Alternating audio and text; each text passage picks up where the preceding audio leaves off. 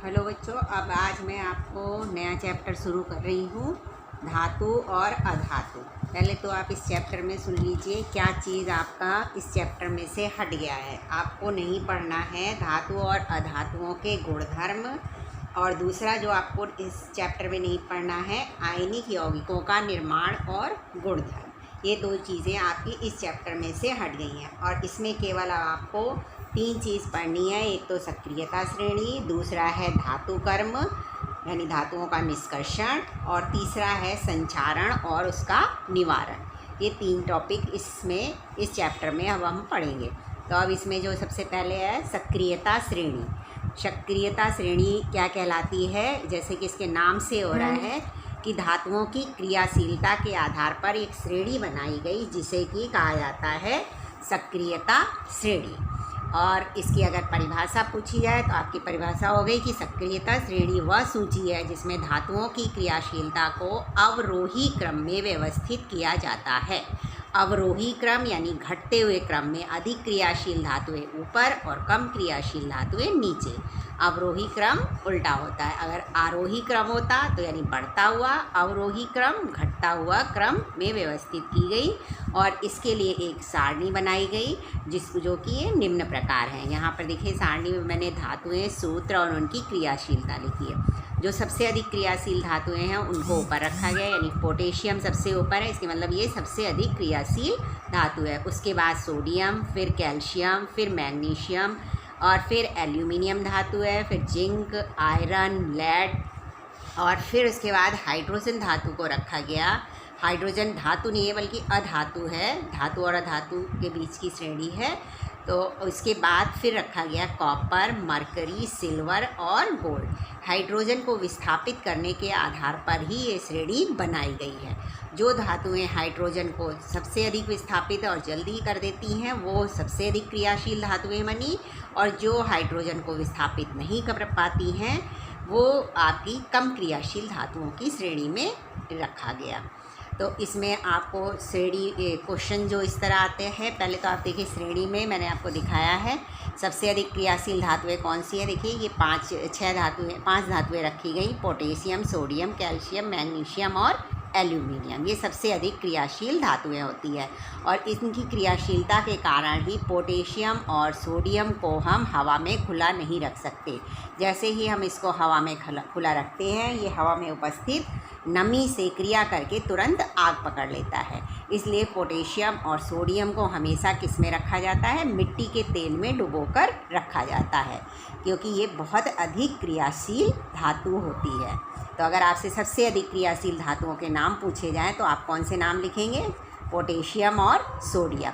फिर उसके बाद आपका आ गया कैल्शियम, मैग्नीशियम और एल्यूमिनियम धातुएं आ गई।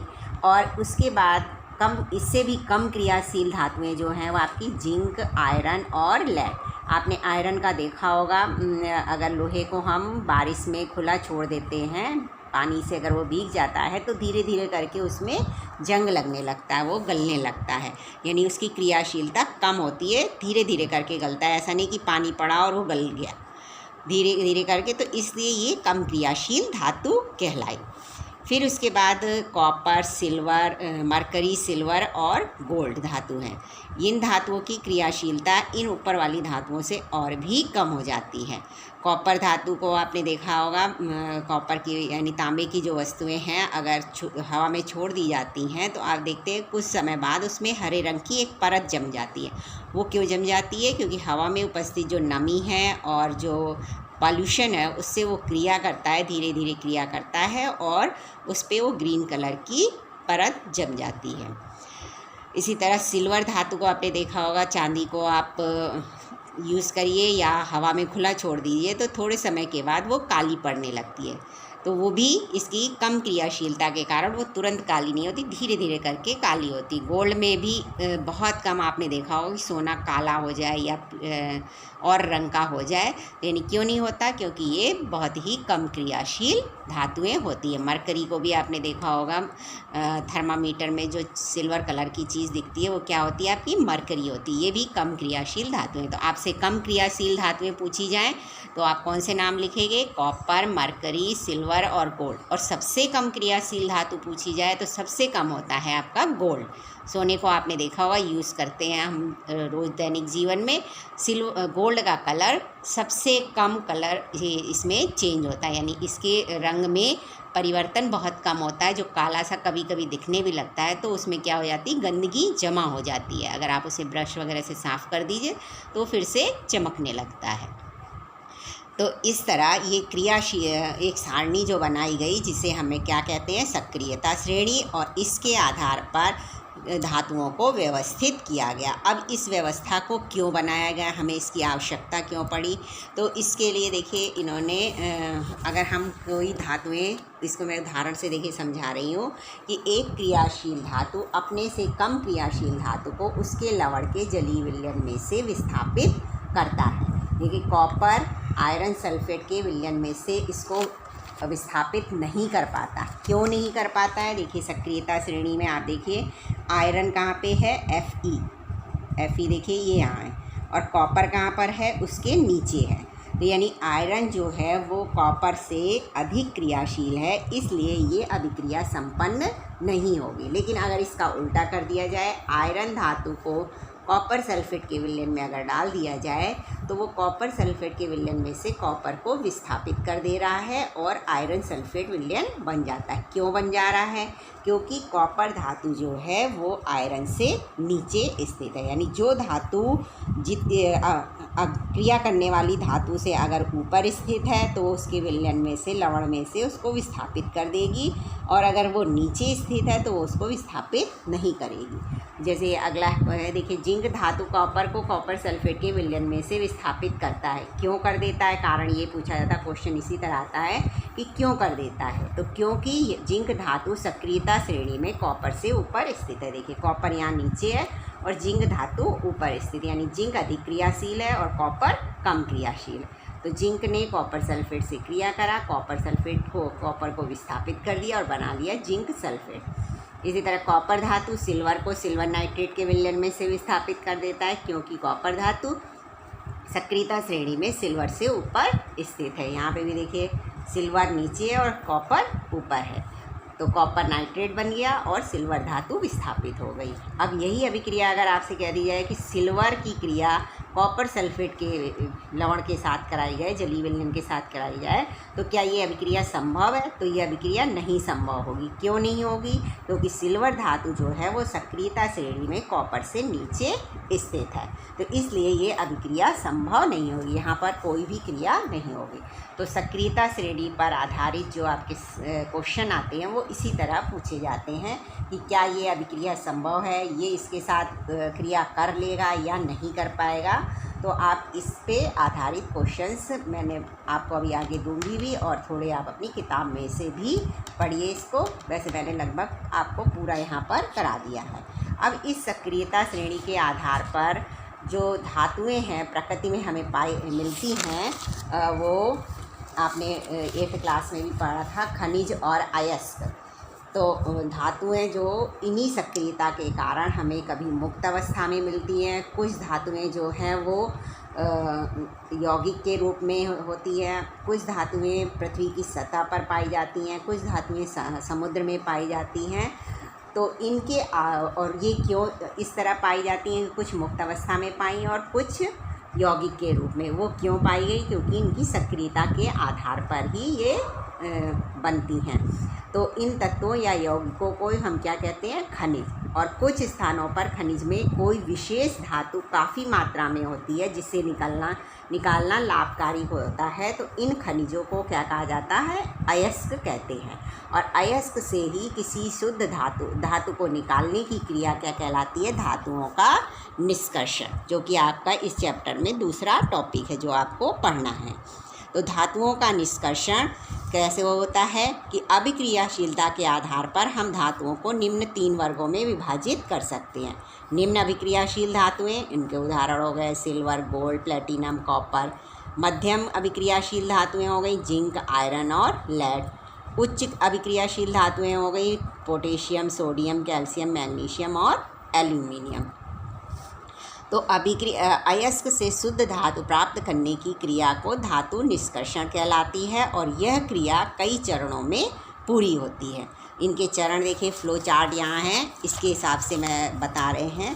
देखिए, अयस्क हो गया कोई किसी भी खनिज का अयस्क हमने ले लिया जिसमें कोई धातु अधिक मात्रा में है। जैसे हमें कॉपर को अगर निकालना है तो हम उसका कौन सा अयस्क लेंगे, कॉपर ग्लांस करके होता है, कॉपर पाइराइट होता है और क्यूप्राइट होता है। अगर हम इस अयस्क को लेंगे तो इसमें से सबसे अधिक कॉपर धातु को हम निकाल सकते हैं। जैसे कि कॉपर, मैं यहाँ उदाहरण में दे रही हूँ आपको, जैसे कॉपर पाइराइट, कॉपर ग्लांस, अगर हम इनके अयस्क को प्रयोग करेंगे तो इससे सबसे अधिक मात्रा में हमें कॉपर धातु प्राप्त होगी। तो हमने जब अयस्क लिया उसका क्या करते हैं, पहले सांद्रण करते हैं कि उसमें कौन सी धातु अधिक मात्रा में उपस्थित है, इसे चेक किया जाता है। फिर उसी धातु का हम उसमें से निष्कर्षण करेंगे। धातुएं तो उसमें कई सारी मिक्स हो सकती हैं क्योंकि अशुद्ध रूप में होता है, लेकिन जो धातु सबसे अधिक मात्रा में होगी उसी का हम सांद्रण करेंगे। अब अभिक्रियाशीलता के आधार पर, अभी मैंने पीछे आपको बताया, धातुओं को 3 भागों में बांटा गया, उच्च, मध्यम और निम्न अभिक्रियाशील धातुएं। उच्च अभिक्रियाशील धातुओं का अगर हमें निष्कर्षण करना होता है तो कौन सी क्रिया लगाते हैं, उच्च अभिक्रियाशील धातु ले ली, उसका अयस्क जो लिया उसका सांद्रण करा, उसमें गलित धातु का विद्युत अपघटन कर दिया जाता है और विद्युत अपघटन करने पर शुद्ध धातु प्राप्त होती है। विद्युत अपघटन की क्रिया जो कैसे की जाती है कि एक कोई विलयन ले लिया किसी धातु को जिसको हमें निष्कर्षित करना है, उसका एक विलयन लेते हैं और उसमें एनोड और कैथोड यानी एक धन आवेशित प्लेट लगाई जाती है और दूसरी ऋण आवेशित प्लेट लगाई जाती है। तो धन आवेशित प्लेट पे अशुद्धि जाके जमा हो जाती है और ऋण आवेशित प्लेट पे शुद्ध धातु इकट्ठी हो जाती है। क्योंकि धातुएं धन आवेशित होती हैं तो उल्टा होता है, धन चीज़ ऋण पे जाएगी और ऋण चीज़ धन पर जाएगी। कोई भी आकर्षण होता है तो विपरीत वस्तुओं में ही आकर्षण होता है। तो इसलिए शुद्ध धातु कहाँ पे इकट्ठी हो जाएगी, कैथोड पर इकट्ठी हो जाती है विद्युत अपघटन करने पर।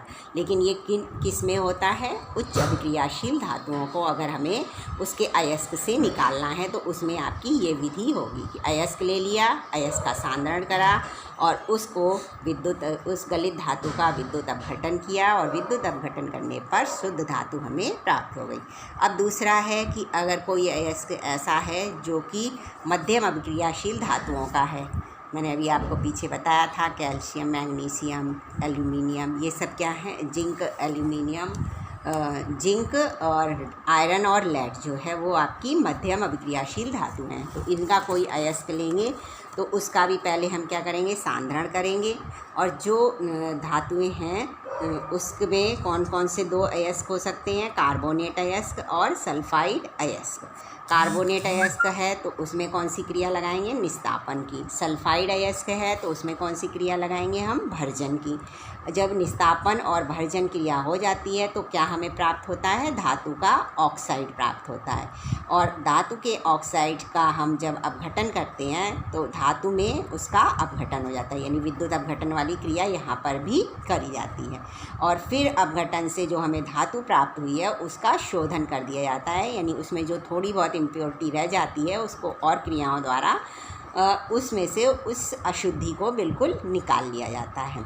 तो ये क्रियाविधि किन धातुओं में होगी, किन धातुओं के अयस्कों के लिए होगी, जो कि मध्यम अभिक्रियाशील धातुएं हैं, जैसे कि जिंक, आयरन और आपका लेड। और निम्न अभिक्रियाशील धातुएं यानी कि सिल्वर, गोल्ड और कॉपर, सिल्वर और गोल्ड, इनके कौन से अयस्क होते हैं, सल्फाइड अयस्क होते हैं। सल्फाइड अयस्क का हम भर्जन कर देंगे, भर्जन करने से हमें शुद्ध धातु प्राप्त हो जाएगी जिसमें कि कुछ अशुद्धियां रह जाती हैं 1-8% की, तो उसका हम परिष्करण कर लेते हैं और हमें शुद्ध धातु यहाँ पर प्राप्त हो जाती है।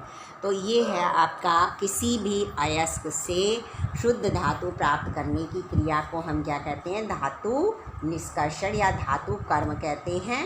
और इसका अलग अलग प्रकार की अभिक्रियाशीलता के आधार पर जो धातुओं का वर्गीकरण किया गया और उसके आधार पर इनका शुद्धिकरण किस तरह करा जाता है उसके विभिन्न चरण यहाँ पर दिए गए हैं। तो अब आगे मैं आपको फिर इन चरणों को किस तरह इन चरणों के बारे में बताऊंगी कि ये किस तरह संपन्न होती हैं। तो इतना आप आज पढ़ेंगे और अपनी बुक में से भी पढ़िएगा। इतना मैंने आपको समझा दिया है और इसको अपनी किताब में से भी पढ़ेंगे।